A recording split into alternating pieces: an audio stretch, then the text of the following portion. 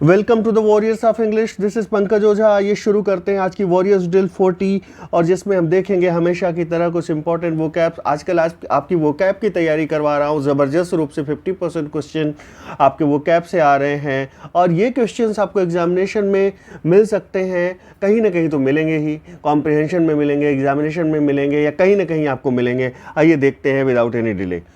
Let's move to question number 1। The whole essay is a model of concision। यहाँ पे एक word है कंसीजन। आप बताइए कंसीजन का एंटोनिम क्या होगा? Longevity, brevity, terseness, conciseness. देखिए कंसीजन कंसाइज से बना हुआ है, डोंट बी कंफ्यूज। मैंने इसीलिए रखा हुआ है कि देखें आप इसको डिटेक्ट कर पाते हैं कि नहीं। तो कंसीजन जब कंसाइज से बना हुआ है तो आई होप आपकी पूरी प्रॉब्लम सॉल्व। यहाँ पे क्या हो जाएगा? एंटोनिम है तो ब्रेविटी तो इसका सिनोनिम हो जाएगा, टर्सनेस भी सिनोनिम हो जाएगा, कंसाइजनेस भी सिनोनिम हो जाएगा, लॉन्जिविटी इसका एंटोनिम होगा। कोई चीज़ कंसाइज है मीन्स शॉर्ट है, लेकिन लॉन्जिविटी मीन्स वो लंबी है या ब्रॉड है। आइए आते हैं सेकंड क्वेश्चन पे। कंसीजन को देख लीजिए। The fact of expressing what you needs to be said without using unnecessary words. Without using unnecessary words, she writes with great efficiency and concision. If you're writing something with efficiency and concision, it means you are using only necessary words.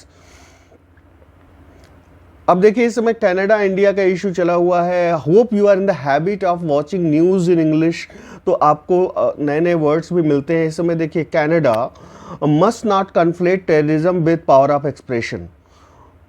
कन्फ्लेट का क्या मतलब होगा? Fail to differentiate a thing from something similar और related, separate, unmix, break down. बताइए क्या होगा इसमें? कन्फ्लेट का मतलब क्या होगा? और दरअसल कैनेडियन गवर्नमेंट कर क्या रही है? They are conflating terrorism with power of expression. जो वहाँ पे कुछ लोग, ओनली अ फ्यू पीपल, वो वहाँ पे क्या कर रहे हैं कि खालिस्तान मूवमेंट चला रहे हैं। कनाडा गवर्नमेंट कह रही है नहीं, ये पावर ऑफ एक्सप्रेशन है, ये तो हम देंगे ही। ये तो मतलब जो एक बोलने की छूट है, जो सम्मेलन करने की छूट है, वो हम देंगे। लेकिन ये वहाँ पर ठीक नहीं है। आप पावर ऑफ एक्सप्रेशन को टेररिज्म के साथ एक करके नहीं देख सकते। आप टेररिज्म को पावर ऑफ एक्सप्रेशन नहीं बोल सकते। ओके, टेररिज्म अलग है। अगर इंडिया में बैठ के कोई कनाडा के अगेंस्ट, कनाडा को बांटने के लिए मूवमेंट चलाए और इंडियन गवर्नमेंट कहे नहीं ये तो पावर ऑफ एक्सप्रेशन है, तो कहाँ तक सही है? तो Canada must not conflate terrorism with the power of expression. तो यहाँ पर कन्फ्लेट का मतलब क्या होगा? To fail to differentiate a thing from something similar और रिलेटेड, ये हो जाएगा आपका मतलब। To fail to differentiate a thing from something similar और रिलेटेड। डिफरेंशिएट करने में फेल हो जाना, दो चीज़ें अगर एक समान दिखती हैं तो उनको डिफरेंशिएट करने में जो फेलियर होता है उसे कन्फ्लेट कहते हैं। ध्यान में रखिएगा। क्वेश्चन नंबर 2 में ए जवाब देने वाले सबके सब सही हैं। कन्फ्लेट को आप गूगल भी जरूर कीजिएगा। ये देखिए कन्फ्लेट वर्ब है। कन्फ्लेट ए एंड बी या कन्फ्लेट ए विद बी दोनों होता है। प्रेपोजिशन को भी देखते चलिएगा। To put two or more things or ideas together to make one new thing or idea, especially in a way that is not accurate or could be harmful because the two things or ideas are not really the same. अब यहाँ पर देखिए Oxford learners dictionary में भी यही कहा गया है कि दो या दो से ज़्यादा चीज़ों को एक साथ रखना, स्पेशली इस तरह रखना जो ठीक नहीं है। दो चीज़ों को इस तरह साथ में रखना, जैसे कि कैनेडियन गवर्नमेंट कर रही है, वो एंटी इंडिया मूवमेंट को, जो कि क्या करते, वो कार्व आउट करना चाहते हैं इंडिया के पंजाब स्टेट को। खालिस्तानी क्या चाहते हैं? इंडिया के पंजाब स्टेट को कार्व आउट करना चाहते हैं, अलग देश बनाना चाहते हैं। इस तरह के मूवमेंट को पावर ऑफ एक्सप्रेशन कह रही है। तो वो क्या कर रहे हैं? पावर ऑफ एक्सप्रेशन और टेररिज्म को एक साथ रख रहे हैं, कन्फ्लेट कर रहे हैं। तो अब समझ में आया कन्फ्लेट करना क्या होता है? कि दो चीज़ों को एक साथ रखना जो उचित ना हो, जो एक्यूरेट ना हो, जिससे नुकसान होने की गुंजाइश हो, ऐसी दो चीज़ों को साथ रखना, दो शब्दों को साथ रखना। ठीक, इसके यूसेज और देख लीजिए। The issue of race and class are separate and should not be conflated. जो रेस का इशू है और क्लास का इशू है अलग है और इसको कन्फ्लेट नहीं किया जाना चाहिए। Okay, be careful not to conflate gossip with real news, ये ध्यान में रखिए, गॉसिप और रियल न्यूज को कन्फ्लेट नहीं कीजिए। इन a हफ, question number 3, in a हफ का ये एक इडियम है, इनका मतलब बताइए। In good mood, in bad mood, cheerful, demanding. तो इन अ हफ का मतलब होगा, क्वेश्चन नंबर 3 की बात करें तो यहां पर क्या हो जाएगा, in a bad mood. If you are in a huff it means you are in a bad mood. क्या हुआ कि यहाँ पे G20 में जस्टिन ट्रूडो आए हुए थे, तो यहाँ पर अच्छे से स्वागत तो हुआ नहीं, तो वहाँ जाते ही उन्होंने क्या किया, एक भारतीय डिप्लोमेट को एक्सपेल कर दिया अपने देश से। बदले में भारत ने भी यहाँ कैनेडियन डिप्लोमेट को एक्सपेल कर दिया। जब इंडियन डिप्लोमेट को एक्सपेल किया गया तो यहाँ के जो हाई कमिश्नर हैं वो ही वॉज इन अ हफ, वो बहुत ही बैड मूड में था। He was in a huff, he was in a very bad mood. So if you are in a huff it means you are in a bad mood. In a bad mood because somebody has annoyed or upset you, नाराजगी या परेशानी के कारण क्रोधित, क्रोधावेश। Did you see Sagar go off in a huff when he was not chosen for the team? Team में selection नहीं हुआ इसलिए he was in a huff, ऐसे यूज होता है दोस्तों।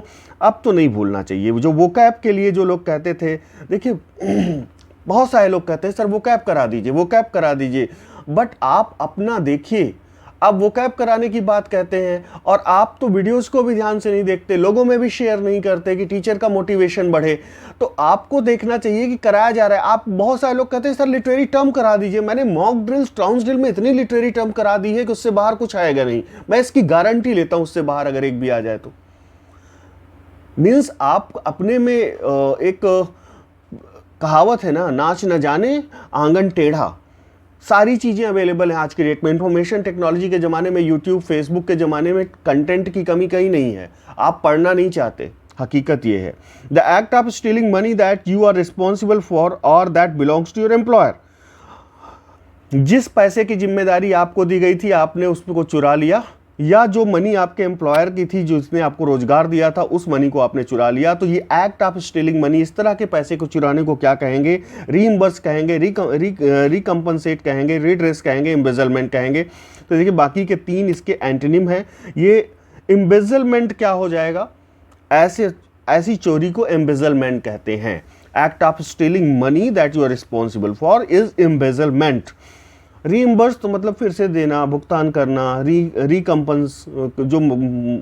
रिकम्पेंस मतलब जो आपने पैसा लिया है या खराब किया उसको रिकम्पेंस करना, रिड्रेस करने का भी वही अर्थ होता है। लेकिन एम्बेजलमेंट का मतलब the act of stealing money.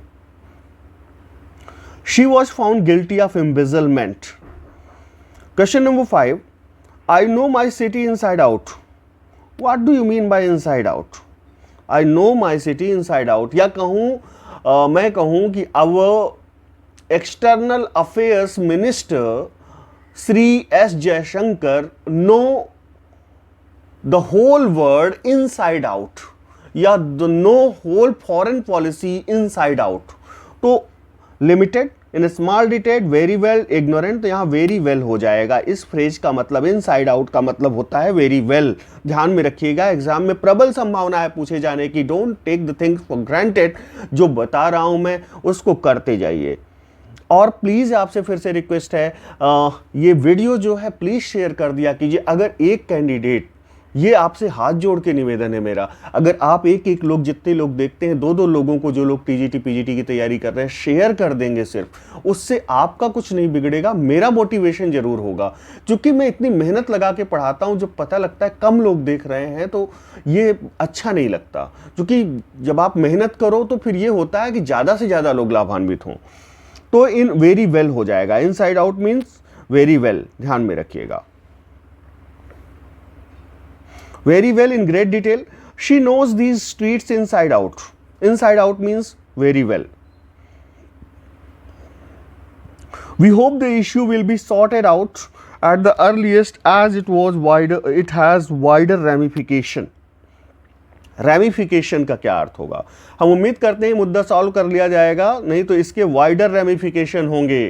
किसी मुद्दे के अगर वाइडर रैमिफिकेशन होने के चांसेस हैं तो what do you mean by ramification? Consequence, result, upshot, all, तो यहां ऑल हो जाएगा। रैमिफिकेशन मतलब उस चीज़ के अच्छे बुरे दोनों परिणाम आएंगे, खासकर बुरे परिणाम आते हैं, रिजल्ट भी और अपशॉट भी, तो ये सब हो जाएगा ऑल। किसी भी चीज़ के जो रैमिफिकेशन होता है उसका कहने का मतलब उसका जो आउटकम आता है उसको रैमिफिकेशन कहते हैं। इसको और डिटेल में देख लेते हैं ये रैमिफिकेशन है क्या। One of the many complicated और unexpected results of an action और डिसीजन, किसी एक्शन कोई कार्य आप करते हैं या कोई डिसीजन लेते हैं तो उसका जो अप्रत्याशित रिजल्ट आता है, अप्रत्याशित जो आउटकम आता है उसे रैमिफिकेशन बोलते हैं। Okay, wide spread social ramification of communal violence, कोई कम्युनल वायलेंस होता है तो उसके सोशल रैमिफिकेशन होते हैं, ऐसे यूज होता है। Come clean, what do you mean by come clean, वैसे थोड़ा सा वो दिख गया उसका आंसर वाला part. Anyway, be completely honest, keep nothing hidden, to tell the truth about something, यहाँ भी ऑल हो जाएगा। देखिए हमारा क्वेश्चन पूछने का उद्देश्य ये नहीं होता कि मैं ये देखूँ आप बता पाते हैं कि नहीं, यहाँ ये उद्देश्य होता है कि पूरी जो कॉन्सेप्चुअल जानकारी आपको दे दी जाए, फैक्चुअल जानकारी दे दी जाए। तो कम क्लीन का मतलब यहाँ तीनों मतलब होंगे। B completely honest, keep nothing hidden, भाई कुछ आप हिडन रखेंगे तो फिर ऑनेस्ट कहाँ से होंगे completely. Keep nothing hidden, to tell the truth about something, तो यहाँ पर ऑल हो जाएगा दोस्तों कम क्लीन। जैसे कहा जाता है, कई बार पॉलिटिशियन यूज करते हैं कि prime minister should come clean about his foreign policy, कि अपनी फॉरेन पॉलिसी के बारे में कुछ छिपा तो नहीं रहे, prime minister should come clean about India China relationship.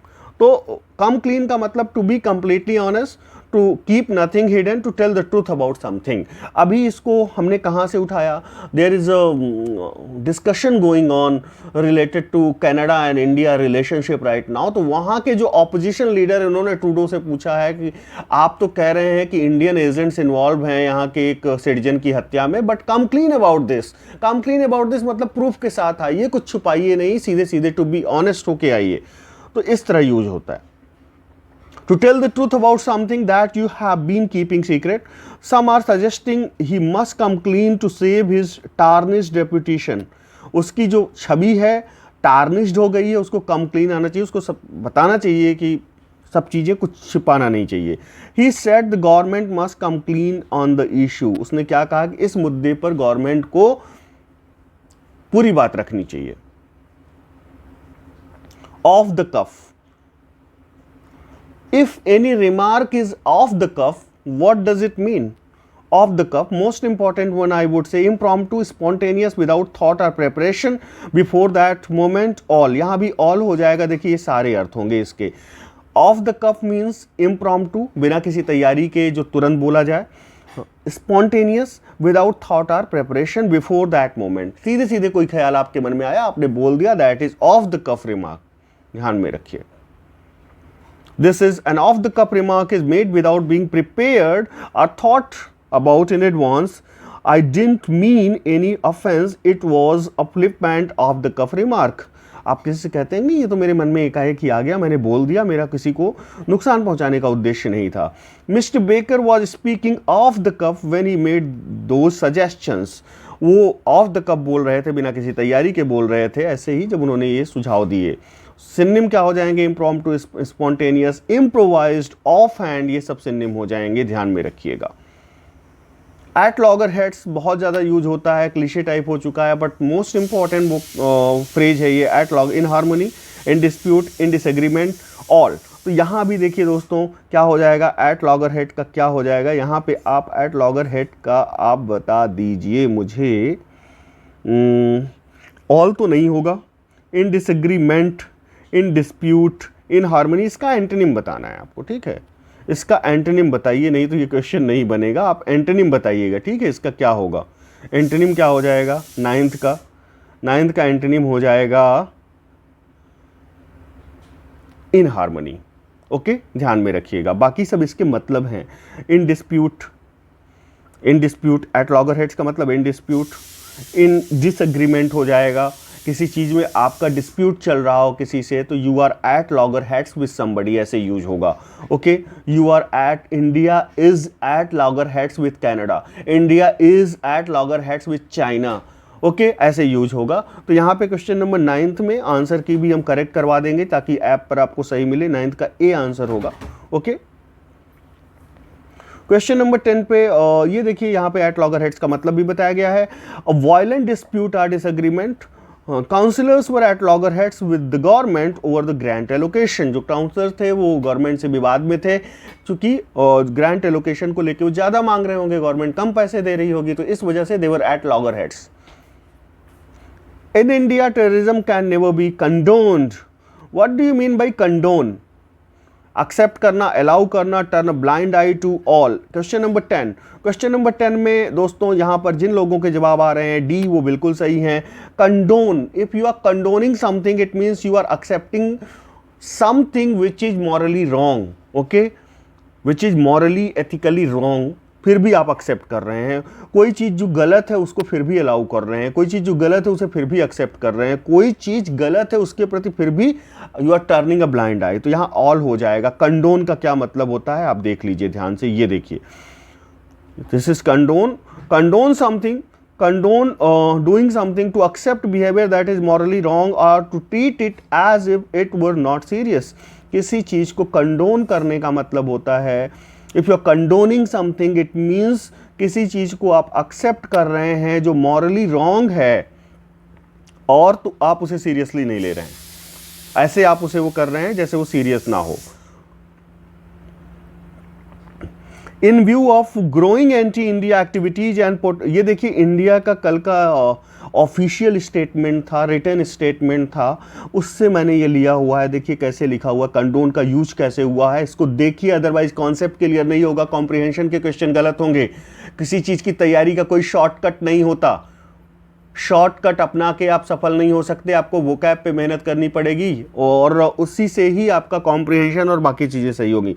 ये कंडोन का कैसे यूज हुआ है, भारत सरकार का ये कोटेशन में मैंने कर भी दिया है। In view of growing anti-India activities and politically condoned hate crimes and criminal violence in Canada, all Indian nationals there and those contemplating travel are urged to exercise utmost caution. अब देखिए यहाँ पे क्या लिखा हुआ है कि कनाडा में क्या है, politically condoned hate crimes against Indians। तो मतलब राजनीतिक रूप से सह दी जा रही है क्राइम के लिए भारतीयों के खिलाफ। तो इस परिस्थिति में कनाडा जाते समय बहुत ध्यान से जाएं या बहुत सावधानी बरतें, ऐसा कल इंडियन गवर्नमेंट ने बोला। पहले वहाँ से बोला गया कि नहीं, इंडिया के जम्मू कश्मीर, असम, मणिपुर यहाँ जाते हुए बहुत सावधानी बरतें या ना जाएं, कनाडियन गवर्नमेंट ने बोला। तो उसके जवाब में इंडियन गवर्नमेंट ने ये जवाब दिया था। तो इसको आप ध्यान से देख लीजिएगा, बार बार देख लीजिएगा कंडोन का यूज कैसे होता है। Terrorism can never B condone, मतलब टेररिज्म को एक्सेप्ट नहीं किया जा सकता। The college can not condone any behaviour that involves illicit drug. I hope it is clear now. Let's move on to next question. Let's come to literature. John Milton was blinded in the year 1652. What other event is peculiar in the year? और दूसरी कौन सी घटना इसी साल हुई थी? Question number 11 का जवाब दीजिए। चारों विकल्प आपके सामने है दोस्तों। क्वेश्चन नंबर 11 में सी जवाब देने वाले सबके सब सही है। पब्लिश डिफेंसियो प्रो पॉपुलो एंग्लिकानो, ध्यान में रखिएगा। क्वेश्चन नंबर 11 मोस्ट इंपॉर्टेंट है। Question number 12, change into passive voice. Did they know your secret? Did they know your secret? आपको पैसिव वॉइस में चेंज करना है। Okay, Did your secret known by them? Was your secret known? Was your secret known to them? Was your secret known by them? बताइए question number 12 का जवाब देना, या सी जवाब देने वाले सबके सब सही है। Was your secret known to them, ध्यान में रखिएगा। और जो रूल्स हमने बताए हुए हैं, ग्रामर के बहुत लोग कहते हैं only there are only 24 lectures of grammar separate, लेकिन mock drill, trounce drill, warriors drill में भी तो ग्रामर में करवा रहा हूँ। और वो 24 लेक्चर्स में कुछ लेक्चर 2-2, 2.5 घंटे के हैं, उनको ध्यान से देखिए। कभी भी active, passive, direct, indirect, transformation, इनसे क्वेश्चन आपके गलत नहीं होंगे। ऐप पर आइए आप, और वहाँ पर जो भी मैटर है उसको आप अगर ध्यान से पढ़ते हैं, टू द पॉइंट मैटर है। अनलाइक अदर कोचिंग इंस्टीट्यूट्स और अनलाइक अदर इंस्टीट्यूट्स की, वहाँ पर आपको 1000 वीडियो मिल गए, 2000 वीडियो मिल गए, and you are getting confuse, क्या पढ़ना है क्या नहीं पढ़ना है। आपको बुक पढ़ने का या बुक से प्रैक्टिस करने का समय ही नहीं मिल रहा है, जबकि मैंने बताया है कि books are inseparable part of your preparation. You can books are indispensable for you. 50% contribution आपकी बुक्स का होगा, वो भी एक्यूरेट बुक्स जो आपको सजेस्ट की जानी है, कौन सी बुक से आपको पढ़ना है। ओके, पढ़ना नहीं, इनफैक्ट प्रैक्टिस करनी है। An abbreviation formed from the initial letters of other words and pronounced as a word. Example में जैसे दिया हुआ है नासा, पिन, या इसरो, अपने यहाँ ISRO, इसरो, RAW, जैसे RAW, उसको कई बार रा भी कहा जाता है लेकिन RAW ही कहना ज़्यादा ठीक रहता है, रा गलत है, RAW। तो ये क्या होता है आप बताइए? सिनोनिम है, एक्रोनिम है, एंटोनिम है, नोट है, नन है? आप बताइए। क्वेश्चन नंबर 13 की बात करें तो यहाँ एक्रोनिम आंसर हो जाएगा, एक्रोनिम। ये देखिए, word formed from the initial letters or group of letters of words in a set phrase और series of words and pronounce as a separate word. जैसे BOGO, buy one get one. BOGO क्या हो गया? Buy one get one, BOGO। PIN, personal identification number. CAPTCHA, completely automated public during a test to tell computers and human apart। AIDS, acquired immunodeficiency syndrome, ऐसे ये use होता है। Acronyms हैं, ध्यान में रखिएगा, पूछा जाता है। The word watchman is a form dash, आपको बताना है वर्ब और नाउन को मिला के बना। वर्ब और noun is equal to verb, noun plus verb is equal to noun, adjective plus noun is equal to noun, verb plus noun is equal to noun. तो यहाँ देखिए वॉचमैन नाउन है तो verb plus noun is equal to noun हो जाएगा, ध्यान में रखिएगा। The word watchman is a combination of watch plus man. Watch works as a verb and man is a noun. The word watchman is a noun. The word formed by the parts of two or more words are called। अब देखिए, एक word का एक part लिया गया, दूसरे word का एक पार्ट लिया गया और एक नया वर्ड बना दिया गया, तो उसे क्या कहेंगे बताइए? आपको बताना है। Respond immediately. क्वेश्चन नंबर 15 में portmanteau is the right answer. Word formed by the part of two or more words are called portmanteau। आइए देख लेते हैं portmanteau कैसे। ये portmanteau word also called blend, a word that results from blending two or more words or parts of words। जैसे ये देखिए, smog है तो स्मोक और फॉग से बन गया स्मॉग। ब्रंच है, ब्रेकफास्ट और लंच से बन गया brunch. Okay. Mockumentary, from mock and documentary से मॉक्यूमेंट्री बन गया। स्पॉर्क, फ्रॉम स्पून एंड फॉक से स्पॉक बन गया। इस तरह के वर्ड जो बनते हैं, दो शब्दों के पार्ट्स उठा के एक नया शब्द बना दिया जाता है, उसे क्या कहते हैं? पोर्टमांटेऊ, ध्यान में रखिएगा। समवन हु सफर्स और is even killed for his और her political and religious belief is called. अपने पॉलिटिकल और रिलीजियस बिलीफ की वजह से जब आप अपनी जान निछावर कर देते हैं तो उसे क्या कहते हैं? क्वेश्चन नंबर 16 का जवाब देना है martyr. Question number 17, in this figure a verb और an adjective does duty with two nouns to one of which is strictly applicable. अब देखिए यहां पर ध्यान दीजिएगा, ये फिगर ऑफ स्पीच है। A verb or an adjective does duty with two nouns। एक वर्ब होगी या एक ही एडजेक्टिव होगा और दो नाउन्स के साथ ही यूज होंगे। To one of which is strictly applicable, एक के साथ ये बिल्कुल सेंस देगा, स्ट्रिक्टली एप्लीकेबल होगा। while the word appropriate to the other is not used। The figure is resorted to for producing humorous effect। Comic effect या humerus effect के लिए इस फिगर ऑफ स्पीच का यूज किया जाता है। क्या है? क्वेश्चन नंबर 17 का जवाब दीजिए। यहाँ जुग्मा की हम बात कर रहे हैं, जुग्मा को आप गूगल पर भी जरूर देखिएगा। आइए और डिटेल से देख लेते हैं। देखिए जुग्मा क्या होता है? The moment and the vessel past, the moment and the vessel past.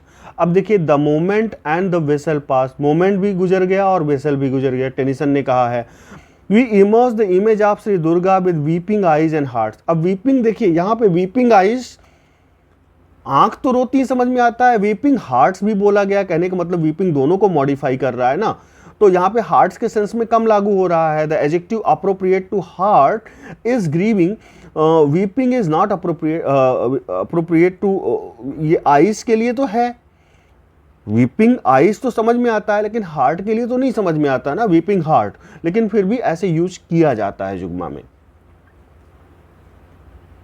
Question number 18, a medieval didactic genre in prose or verse in which the behavior of animals points a moral। आपको बताना है यहाँ पे animals का behaviour जो होता है उससे मॉरल निकल के आता है, उससे एक नैतिक सीख निकल के आती है, और मीडिवल डिडैक्टिक जानरा है, उसे क्या बोलेंगे। क्वेश्चन नंबर 18 का जवाब देना है। क्वेश्चन नंबर 18 में दोस्तों ये हम बीस्टियरी की बात कर रहे हैं, ध्यान में रखिएगा। बीस्टियरी क्या होता है? Literary genre in European Middle Ages consisting of a collection of stories each based on a description of certain qualities of an animal, real and imaginary, birds and even rocks. The stories presented Christian allegories or moral and religious instructions and admonition. कहने का मतलब moral lesson देने के लिए animal stories बताई जाती थी और उससे एक नैतिक शिक्षा निकल के आती थी। Rama said, "Are you really serious about becoming a pilot, son?" Rama said, "Are you really serious about becoming a pilot, son?" और इसको आपको इनडायरेक्ट में बदलना है। क्वेश्चन नंबर 19, चारों विकल्प आपके सामने हैं, देखिए क्या होगा, बताएं।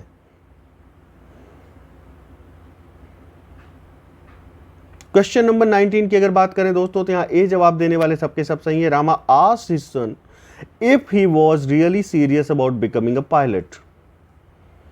Let's move on to the next question. Will no one tell me what she sings? Or perhaps the plaintive numbers flow for old unhappy far off things and battles long ago.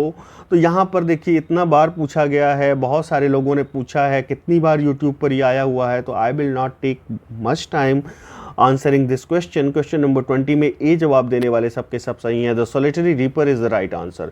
तो दोस्तों आज के 20 questions थे, खासकर vocab वाले question, जो कि आपकी वोकैब की स्पेशल वोकैब बिल्डअप में करवा रहा हूं, उसको ध्यान से देखिएगा, बार बार देखिएगा, और वोकैब में कोई आपको परेशानी नहीं रहेगी आने वाले दिनों में। चूंकि वोकैब का बहुत सारे लोग फोन करके बोलते हैं नहीं वोकैब सर नहीं मजबूत हो रही, कैसे करें, तो मैं कह रहा हूं हमारी ड्रिल्स देखिए, वोकैब आपको मजबूत होगी और बहुत मजबूत होगी। हमारी ड्रिल्स जो पुरानी है देख लीजिए, लिटरेरी टर्म में आपको कोई प्रॉब्लम नहीं आएगी, फिगर ऑफ स्पीच में कोई प्रॉब्लम नहीं आएगी। तो देखते रहिए, वो ज़्यादा से ज़्यादा लोगों को शेयर करते रहिए, कमेंट अपने हाँ आप जरूर कीजिएगा, आपके कमेंट भी हमें मोटिवेट करते हैं। तो देखते रहिए द वॉरियर्स ऑफ इंग्लिश। फिर मिलते हैं नेक्स्ट ड्रिल के साथ अगले दिन। Thank you.